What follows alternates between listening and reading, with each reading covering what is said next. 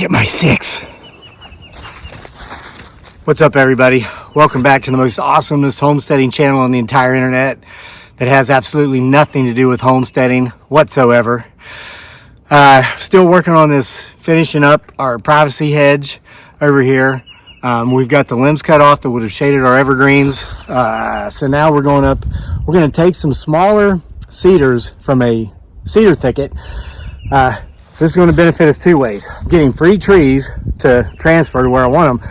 Number two, by thinning out the thicket, the trees that will remain will grow taller and thicker. They'll have more room. Once again, we're potentially being watched by something up there. Let me give you the lay of the land. This is the stream. It's like a spring, natural spring. It forks up there and goes one of two ways. Well, I don't want to tell you the original name of this property. Some people will recognize it. We intentionally have not named our estate so that people can't. We had problems with stalkers, voyeurs. That hence the privacy hedges and all that.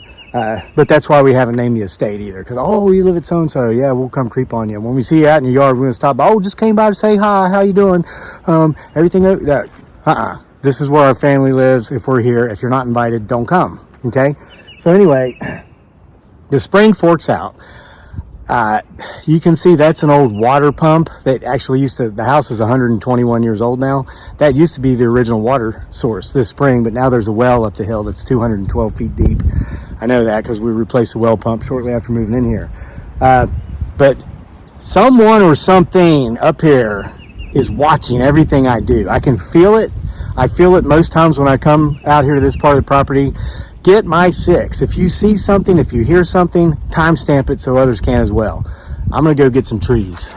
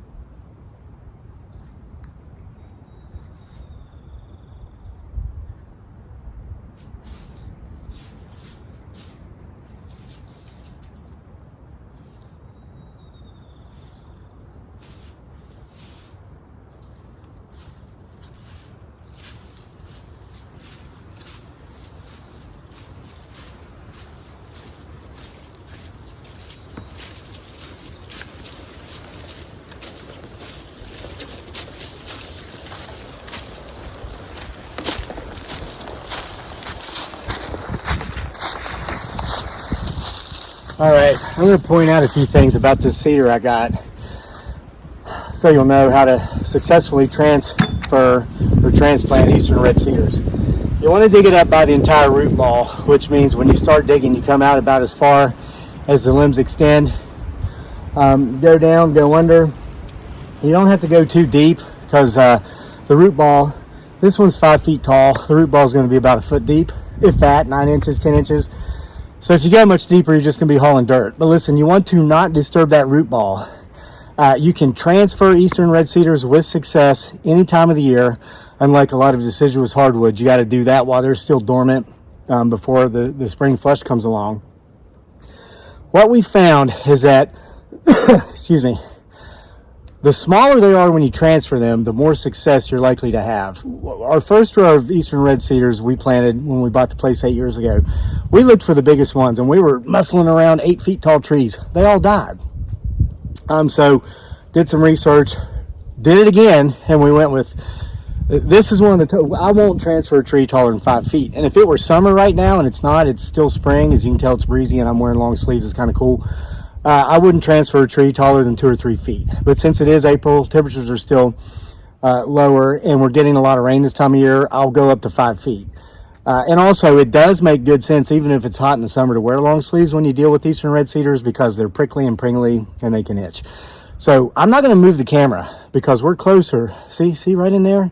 You watch that. That's where I was seeing movement. You keep watching. You see something, timestamp it. I'm going to go drop this tree off and then get ready to come back and get another one. And when you replant them, when you bury them, listen, don't go above where they were already planted. Basically, you want to dig a hole the same size as the root ball, same width, depth, length. Put it in there. You want to make it look like that tree has just always been there. If you start planting the tree deeper than you dug it up, you'll often get rot around the lower portion of the trunk and the tree will die. Keep that in mind.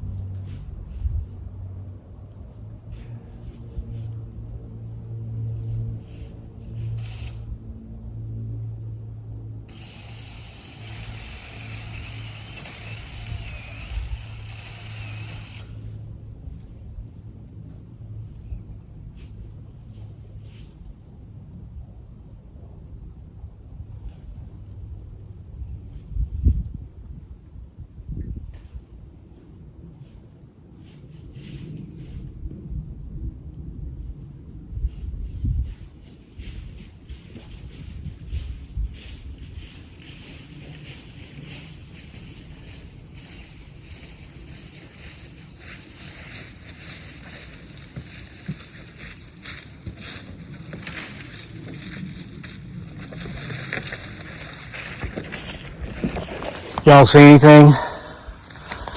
Hey, I know I was gone for a few there. I went ahead and put that tree in the ground. It's not a hot day at all. It's not a particularly sunny day. There's a lot of clouds coming and going, but the sun is coming out a bit, and the less time you leave the roots exposed, the better off the plant's going to be. So, plus I was buying time to be away from up here, so you might be able to see him, her, it, or they. If you did, please timestamp it so others can see. I'm gonna go get another tree. Watch me. See if anything creeps up on me. Actually, don't watch me. Watch what's potentially watching me and creeping up on me.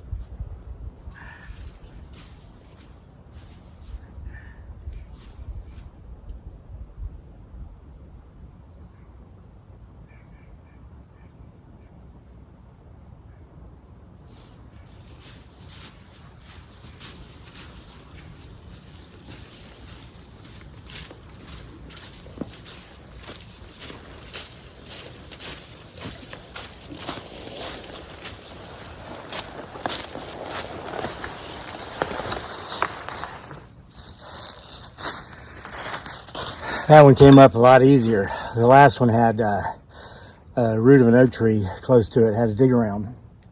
I've got the tree facing this way for a reason. I want to show you something. You'll see how it's more robust on one side than the other. That's because the robust side is the one that's been getting the direct sunlight or the most sunlight. You've got two choices here. I know with a lot of hardwood trees, fruit trees especially, if you buy them from a nursery, they'll put a dot on the side that was facing north, so you know how to plant the tree same way it's facing the sun. Eastern red cedars are a lot more proliferous than that. You could plant it in such a way that the flush side is facing the sun again, and it will start taking off quicker. What I do is I'll turn them around and give the side that was lacking the sun this time. And the tree kind of doesn't do much for the first 2 or 3 years, but then it takes off again and everything catches up. And the lifespan on these guys, Eastern red cedars live between 100 and 300 years. So what's two, right? What's two to wait to have a more full looking tree?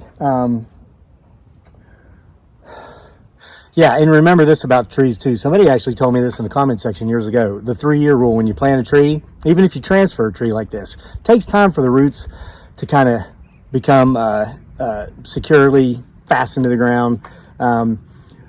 So the 3-year rule, the first year, it's sleep, creep, leap. The first year, the tree doesn't really do much of anything because those roots are becoming more established. In the second year, now that those roots have become established, they're starting to creep out, feel their new surroundings.